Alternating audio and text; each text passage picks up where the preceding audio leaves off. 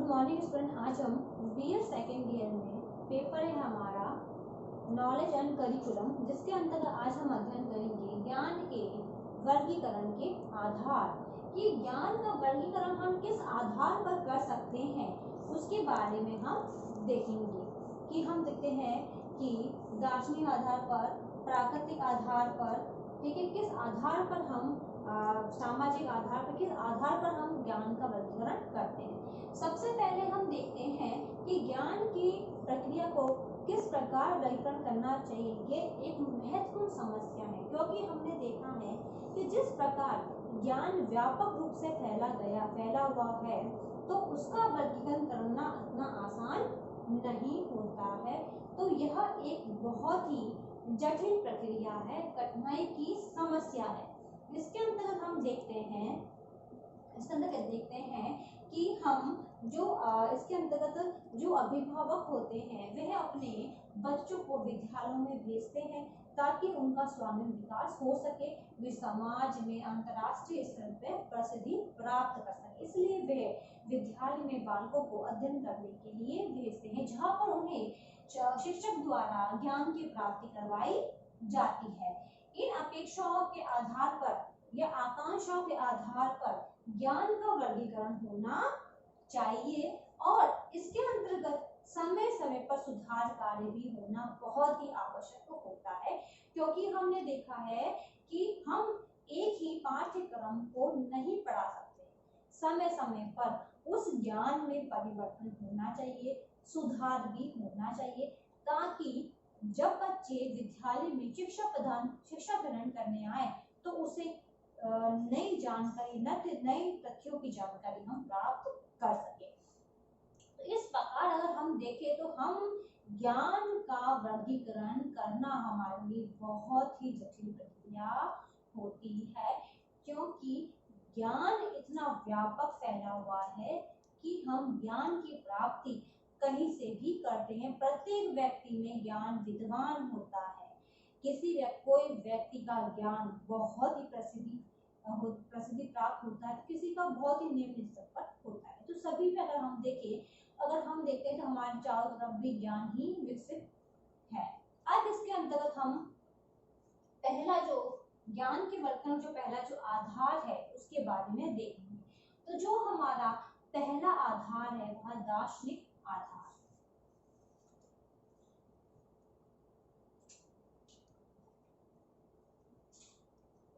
कौन सा आधार है हमारा? दार्शनिक आधार।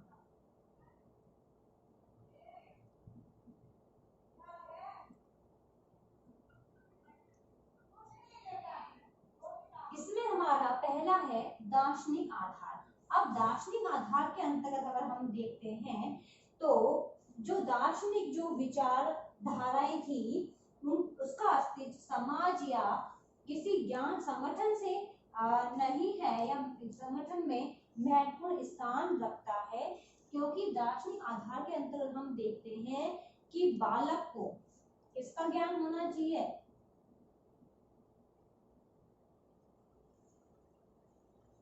अब हमारे जो दार्शनिक आधार है, जैसे आदर्शवाद, प्रगतिवाद, प्रयोजनवाद, इसका ज्ञान छात्रों को होना चाहिए। तो बालक को किसका ज्ञान होना चाहिए?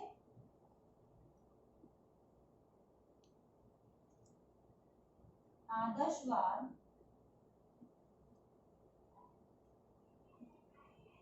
प्रगतिवाद,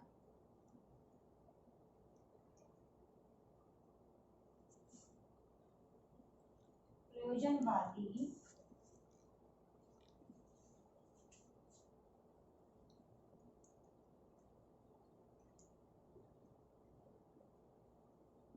विचारधाराओं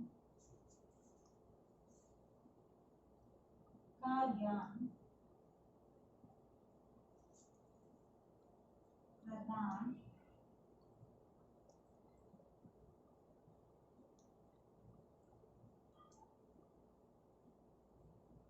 किया जाना चाहिए। अब हम देखते हैं तो बालकों को दार्शनिक आधार के अंतर्गत आदर्शवाद, प्रगतिवाद, प्रयोजनवाद प्रयोजनवाद विचारधारा का ज्ञान होना चाहिए, जो कि बहुत ही आवश्यक होता है। अब दार्शनिक आधार के अंतर हमने देखा थे आदर्शवाद और प्रगतिवाद और प्रयोजनवाद, है ना। तो पहला क्या था हमारा आदर्शवाद। अब हम आदर्शवाद के अंतर्गत देखते हैं कि आदर्शवाद के अंतर्गत हम छात्रों को किस प्रकार का ज्ञान प्रदान करेंगे। तो आदर्शवाद के अंदर हम देखते हैं तो आत्मा, परमात्मा, सत्य, भौतिक पदार्थ,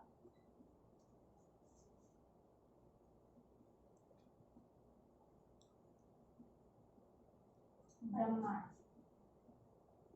आदि का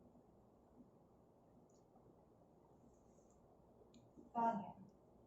अब हम देखें तो आदर्शवाद के अंतर्गत हम छात्रों को आत्मा, परमात्मा, सत्य, भौतिक पदार्थ, ब्रह्मांड आदि का ज्ञान आता है। यानी इसके अंतर किसी वस्तु भौतिक जगत को सत्य मानता है।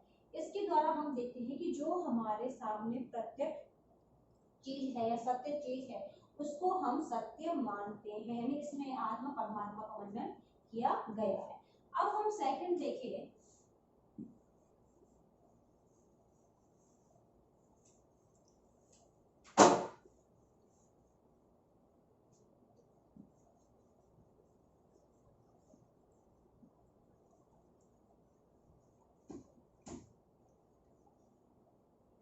अगर हम सेकंड देखें प्रकृतिवाद के अंतर्गत।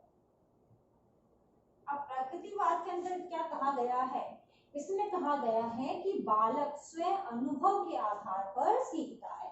किसके आधार पर सीखता है, बालक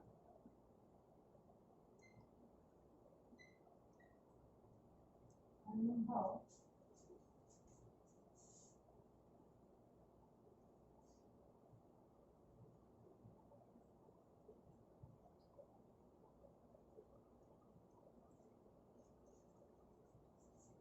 सीखता है।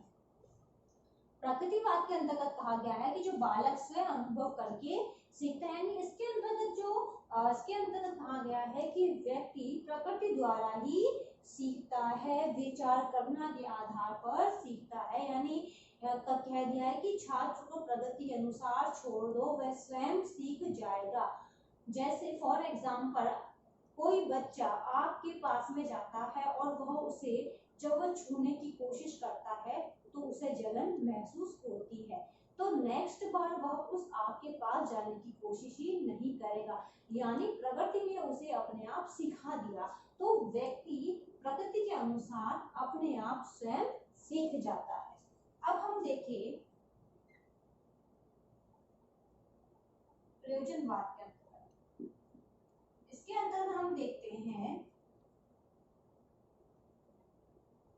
आवश्यक उपयोग।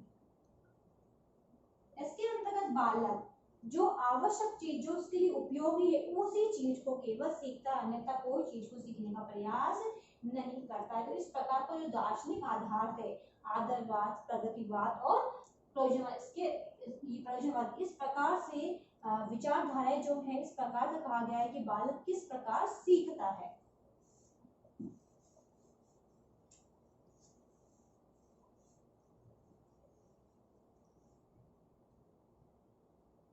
अब हम देखते हैं कि इसके अंतर्गत हमने देखा है कि जो छात्र अध्यापक होते हैं वे छात्रों का ज्ञान के आधार पर स्वामी विकास करते हैं। जैसे फॉर एग्जाम्पल अगर मान लीजिए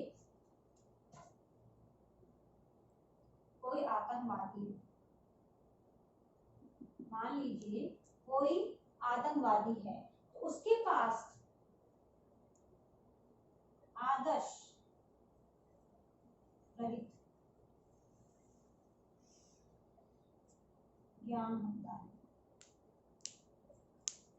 तो हमने देखा है कि जो आतंकवादी होते हैं उनमें किसी प्रकार ज्ञान होता है नहीं होता है, वे केवल क्या करते हैं, हिंसा करते हैं, हिंसा करते हैं। अगर हम आतंकवादियों के अंतर्गत इन विचारधाराओं को देते या हम इस प्रकार का ज्ञान प्रदान करें, तो अगर हम उसको अच्छा ज्ञान देंगे तो वो क्या करेगा, दूसरों की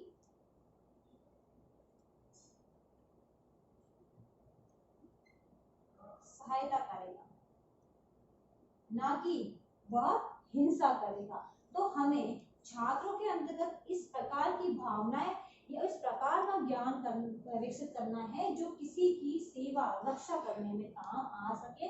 तो हम क्या करते हैं कि छात्रों में इस प्रकार के ज्ञान को देते हैं जिससे जो छात्र होते हैं उन ज्ञान की प्राप्ति में दूसरों की भलाई कर सके। इस आधार पर हम देखते हैं तो हम ज्ञान का वर्गीकरण दार्शनिक विचारधाराओं के आधार पर हम कर सकते हैं। तो अब इससे संबंधित आज का आपका होमवर्क है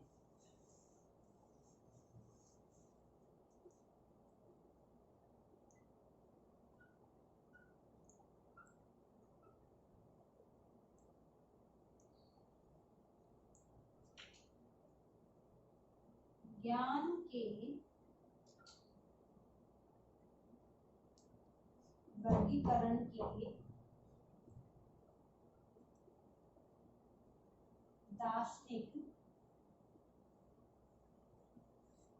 आधार बताइए, कि ज्ञान के वर्गीकरण के दार्शनिक आधार बताइए। ये क्वेश्चन आपको आपके नोटबुक में उतारना है। अंत में एक विशेष बात, जैसा कि आप सभी को पता है कि देश में कोरोना जैसी महामारी बहुत फैल रही है, इससे सुरक्षित रहने के लिए आप मास्क लगाइए, हाथों को सैनिटाइज करिए। यदि आप बाहर जाते हैं, किसी व्यक्ति के संपर्क में आते हैं तो कम से कम 6 फीट की दूरी बनाए रखिए, जिससे आप सुरक्षित होंगे तो आपका घर भी सुरक्षित रहेगा। धन्यवाद।